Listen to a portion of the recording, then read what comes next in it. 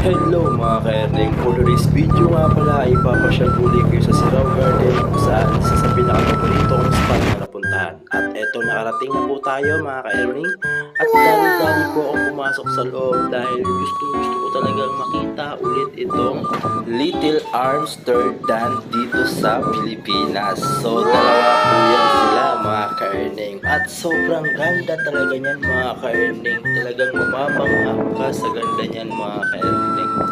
At alam mo ba mga ka-Erneng, kapag nandito ka mga ka-Erneng, hindi ka pagpapawisan dito dahil sobrang lamig din ng klima dito mga ka-Erneng.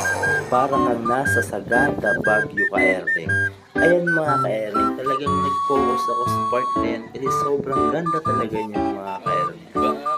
At eto mga ka-Erneng, tuloy nga po tayo sa ating paglalakad ngayon ka-Erneng. May nakita po akong magandang puntahan mga ka-Erneng para maipakita ko sa inyo kung gaano kaganda ba yung view ng Sirao Garden. So eto mga ka-Erneng, nakakita na po tayo dito ng pwede nating akyatan para maipakita ko sa inyo yung spot, yung view, kung gaano ba aganda kapag nasa taas ka. Eto na siya mga ka-Erneng.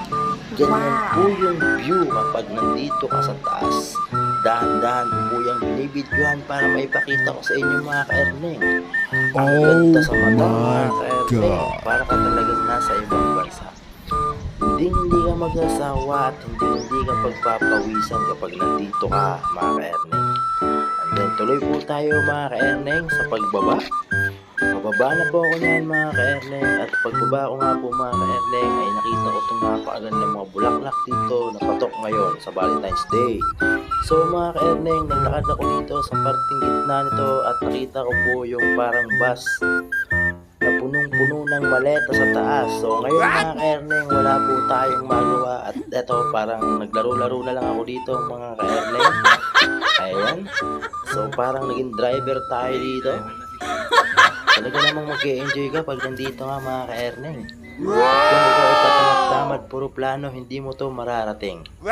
At doon na nga mga ka-Erneng, magtatapos ang ating munting